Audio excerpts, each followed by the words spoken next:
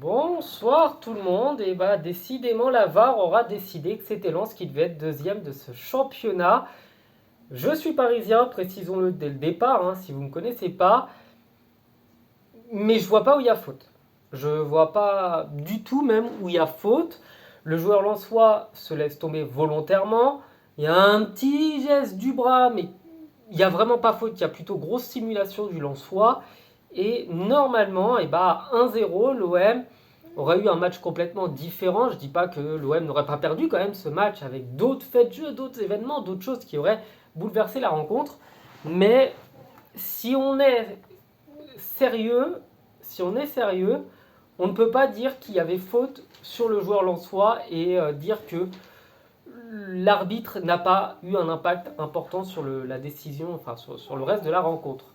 Bref, un match qui promettait beaucoup d'étincelles entre deux équipes qui jouent très bien. On va pas se mentir, l'OM et Lens sont deux très belles équipes à voir jouer. C'est deux équipes qui prouvent qu'ils méritent toutes les deux d'aller en Ligue des Champions l'année prochaine, même si l'OM évidemment se fera éliminer après 5 journées en ayant perdu les 5 premiers matchs de poule. Au moins ils méritent sur le terrain en Ligue 1 d'être en Ligue des Champions l'année prochaine.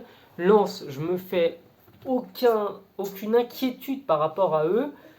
Je suis sûr et certain que cette équipe en Coupe d'Europe, elle fera quelque chose de bien. Et du coup, on a eu un match intéressant, très haché, beaucoup de fautes, beaucoup de mauvais coups, beaucoup de mauvais gestes. Pas forcément un spectacle non plus incroyable. C'était pas la rencontre du siècle avec une équipe qui faisait du Joga Bonito du début à la fin. C'était deux équipes qui se craignaient l'une l'autre, deux équipes qui ont des grandes qualités. Je pense qu'au niveau des qualités, c'était assez équivalent parce qu'on a eu Gunder ou Winder, je sais plus comment il s'appelle. On a eu Sanchez, etc. Enfin Rongier aussi, qui sont des joueurs de très bon niveau. Évidemment, devant les Lensois ont trois joueurs à un niveau incroyable. Donc Sokota, Openda et excusez-moi pour le dernier, son nom m'échappe, j'ai oublié son nom, bref, qui a été extraordinaire, Fofana, voilà. Et du coup, on avait deux équipes très offensives, deux équipes avec une belle défense aussi, parce que c'était des belles défenses. D'un côté, on avait la meilleure équipe à l'extérieur, de l'autre côté, on avait la meilleure équipe à domicile. Autant vous le dire, ça promettait vraiment des belles choses. Donc le match, ouais, comme je l'ai dit, a été assez haché, je trouve ça assez dommage. Les Lensois ont dominé quand même pas mal la rencontre. Les Marseillais étaient peut-être un peu meilleurs au début de la partie. Les Lensois sont bien revenus dans la partie en deuxième période. Ils ont montré peut-être un peu plus d'envie, peut-être un peu plus de jeu aussi. Et ont très logiquement mené 1-0, puis 2-0. Et les Lensois se sont fait peur alors qu'ils auraient pu mener 3 buts à 0 et là ça aurait été la fin. Ils se sont fait peur avec cette belle égalisation de Dimitri Payet. Donc on va pouvoir parler des bons côtés et des mauvais côtés. Le bon côté, c'est que du coup les deux équipes ont fait une belle rencontre, ont fait du jeu, ont fait quelque chose de cohérent, je veux dire, qui ressemblait concrètement à leur façon de jouer. C'est-à-dire que les Lensois sont très offensifs, sont portés vers l'avant et ont des joueurs avec des grandes qualités offensives devant. Les Marseillais, c'est plutôt une équipe solide défensivement, capable de vous mettre en danger sur quelques petites attaques placées ou sur des contre-attaques. Donc c'est ce qui s'est passé. Et, euh, et donc ça, c'est pour les côtés positifs, évidemment. Côté négatif, je regrette ce but refusé à l'OM parce que ça aurait changé la rencontre, ça aurait changé la façon de jouer des deux clubs. Je pense que Marseille aurait été peut-être un peu plus défensif et aurait plus tenu le jeu. Les Lensois se seraient peut-être un peu plus découverts et plus exposés à des contre-attaques marseillaises. Et par contre, par contre côté négatif, je vois surtout, il y a ça et surtout le fait que Dimitri Payet n'a pas joué plus que ça. C'est regrettable, c'est très regrettable parce que Payet, on l'a pas mal critiqué ces dernières années, il était peut-être pas du tout en jambes, c'était le cas. Moins rapide, moins précis, moins vif, enfin plus de poids quoi, tout simplement. Et son entrée en jeu a été le moment où l'OM a fait passer Lens de une gestion, une surdomination et une victoire méritée à ah ouais quand même Marseille peut montrer quelque chose, Marseille peut les mettre en difficulté. Et c'est vraiment l'entrée de Payet qui a changé la donne, même si c'est un peu trop tard, qui a permis, d'ailleurs c'est lui qui marque, aux Marseillais de retrouver du jeu, de retrouver ce qu'on avait vu en première mi-temps, en début de première mi-temps. Et je regrette vraiment amèrement que le joueur n'ait pas pu jouer plus longtemps que ça. Désormais, les Marseillais ils ont tout à perdre, hein, parce que là, évidemment, ils seront en Coupe d'Europe, ils seront en Ligue des Champions, c'est une certitude, hein, ça fait aucun doute. Mais ils n'ont plus leur destin entre leurs mains, c'est désormais les Lensois qui l'ont. Les Lensois peuvent même espérer le titre. Et oui, ils peuvent espérer le titre.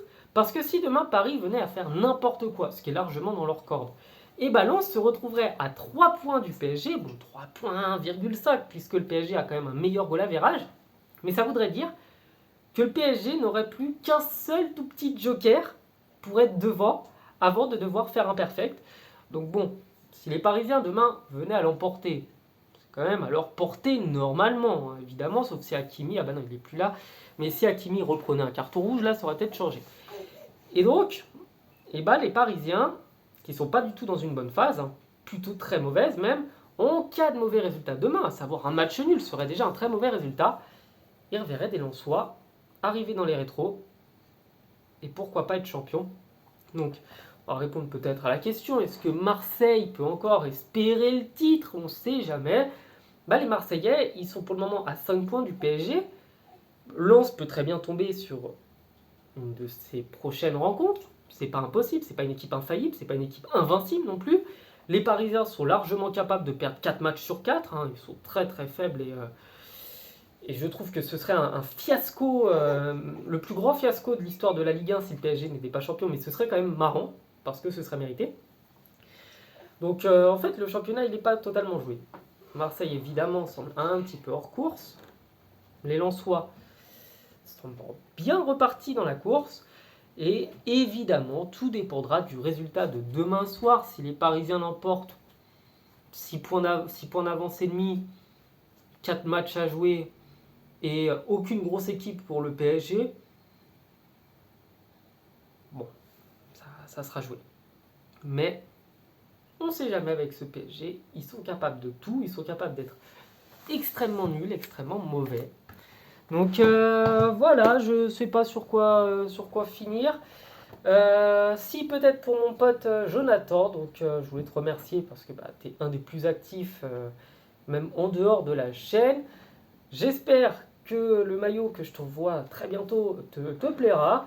Et puis pour les autres, je vous invite, si vous êtes encore là, à aller voir mes anciennes vidéos qui vont sûrement s'afficher par là, où je parle pas mal de l'histoire de l'OM sur cette chaîne en fait. J'ai parlé de beaucoup de choses autour de Marseille, beaucoup de choses sur l'histoire de ce club et de pas mal de choses que vous connaissiez peut-être pas sur l'histoire du Vélodrome, sur la création du club et tout ça. Enfin voilà, je vous dis donc à bientôt sur la chaîne. Ciao.